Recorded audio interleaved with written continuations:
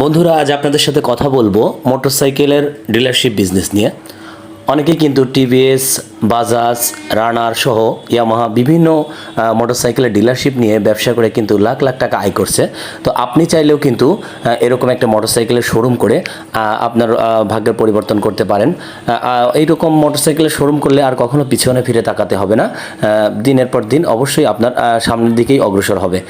তো আজকে আপনাদের সাথে এই মোটরসাইকেলের শোরুমের এ টু জেড কীভাবে আপনারা ডিলারশিপ নেবেন, কীভাবে ব্যবসা শুরু করবেন, বিস্তারিত আলোচনা করব। এই ডিলারশিপ ব্যবসা শুরু করতে হলে আপনাকে প্রথমেই জানতে হবে যে ডিলারশিপ ব্যবসা কয় রকম। ডিলারশিপ ব্যবসা প্রধানত দুই রকম: authorised dealership, sub dealership. Authorised dealership হচ্ছে যারা সরাসরি কোম্পানি থেকে মোটরসাইকেলগুলো সরাসরি আসে যাদের কাছে এবং যাদের মাধ্যমে থেকে ক্রেতার কাছে যায়। এই ডিলারশিপ ব্যবসাগুলো প্রধানত জেলা সদরগুলোতে হয়ে থাকে। আর সাব ডিলারশিপ হচ্ছে কোম্পানির অনুমোদন সাপেক্ষে অথরাইজ ডিলারশিপদের থেকে যারা মোটরসাইকেল নিয়ে ব্যবসা করে তাদেরকে সাব ডিলারশিপ বলে। সাব ডিলার সাধারণত থানা, উপজেলা বা সাধারণ বাজার পর্যায়ে হয়ে থাকে। এর বাইরেও আরেক প্রকার ডিলারশিপ হয়ে থাকে যারা হচ্ছে মাল্টি ব্র্যান্ড ডিলারশিপ, যারা বিভিন্ন ব্র্যান্ডের মাল একসাথে বিক্রি করে ব্যবসা করে থাকে। এগুলো সাধারণত গ্রাম পর্যায়ে বা একদম লোকাল পর্যায়ে হয়ে থাকে।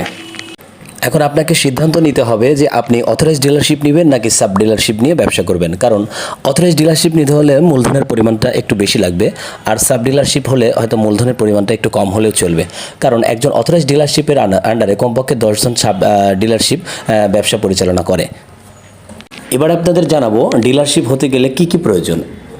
আপনার প্রথমত যে জিনিসটার প্রয়োজন হবে সেটা হলো আপনার 10 কিলোমিটারের মধ্যে কোনো ডিলার থাকা যাবে না। যদি 10 কিলোমিটারের মধ্যে কোনো ডিলার থাকে তাহলে কিন্তু মোটরসাইকেল কোম্পানি আপনাকে কখনোই ডিলারশিপ দিবে না।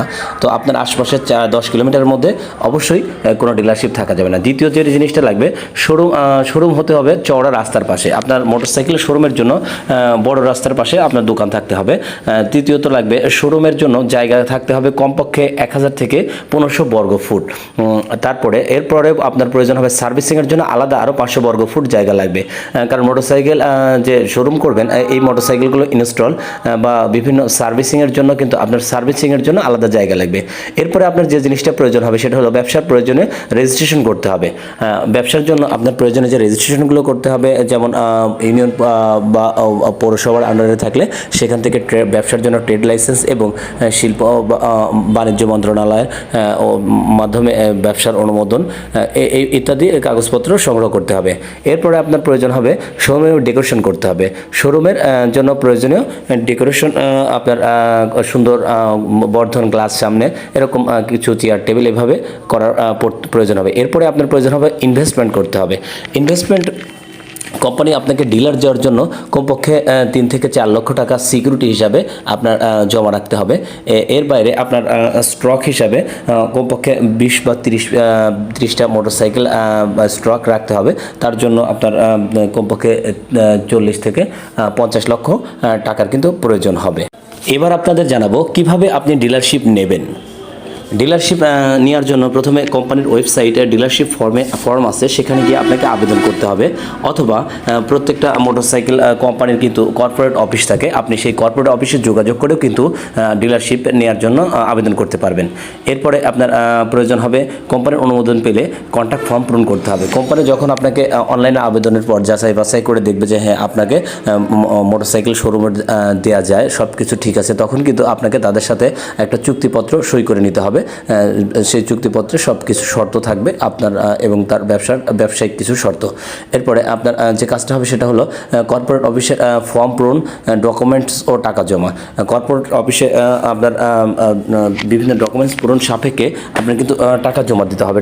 টাকা কিন্তু নগদ না, এটা আপনি ব্যাংকের মাধ্যমে জমা দিতে হবে। এবং ব্যাংকের মাধ্যমে জমা দেওয়ার জন্য আপনার অবশ্যই আপনার প্রতিষ্ঠানের নামে একটা ব্যাংক অ্যাকাউন্ট খুলতে হবে এবং সেই অ্যাকাউন্টের মাধ্যমে কিন্তু আপনি সেখানে টাকা জমা দিতে পারবেন। এরপর আপনার প্রয়োজন হবে বিক্রি ও সার্ভিসিংয়ের জন্য লোক নিয়োগ। এখানে কিন্তু কোম্পানি আপনাকে কিছু লোক দিবে, তারা কিন্তু এই মোটরসাইকেলগুলো বিক্রি এবং মেরামত কাজ করবে। এর বাইরেও কিন্তু আপনার কিছু লোকের প্রয়োজন হবে, যেগুলো আপনার শোরুমের মাধ্যমে আপনি তাদের বেতন বহন করতে হবে। সেজন্য কিন্তু আপনার কিছু লোক নিয়োগ দিতে হবে। এখন প্রশ্ন হলো আপনি এই শোরুম থেকে কিভাবে আয় করবেন। এখানে আপনার আয়টা আসবে তিনটা পারপাসে। প্রথমত মোটরসাইকেল বিক্রির উপর। মোটরসাইকেল বিক্রির উপর কিন্তু একটা নির্দিষ্ট পরিমাণ লভ্যাংশ আপনার পার্সেন্টেজ থাকবে। তারপরে যেটা হচ্ছে সার্ভিসিং। এই মোটরসাইকেলগুলো সার্ভিসিংয়ের জন্য কিন্তু একটা নির্দিষ্ট ফি আছে, সেই ফি থেকেও কিন্তু আপনি কিছু আয় করতে পারবেন। এরপরে যেটা হবে সেটা স্পেয়ার পার্টস বিক্রি। এখানে কিন্তু মোটরসাইকেলের বিভিন্ন পার্টস আপনি এই কোম্পানির থেকে নিতে পারবেন এবং সেই পার্টসগুলো বিক্রি করেও কিন্তু আপনি ভালো একটা আয় করতে পারবেন। তো প্রিয় ভিউয়ার্স, আপনিও যদি এই মোটরসাইকেলের ডিলারশিপ ব্যবসা শুরু করতে চান তাহলে কিন্তু প্রসেসগুলো অনুসরণ করে আপনিও শুরু করতে পারেন এবং এর থেকে আপনার ভালো কিন্তু একটা আয়ের উৎস হয়ে যাবে। তো প্রিয় ভিউয়ার্স, আজকের মতো এখানেই বিদায় নিচ্ছি। পরবর্তীতে আবার নতুন কোনো বিজনেস আইডিয়া নিয়ে আপনাদের সামনে হাজির হব। ততক্ষণ ভালো থাকবেন, সুস্থ থাকবেন। আল্লাহ হাফেজ।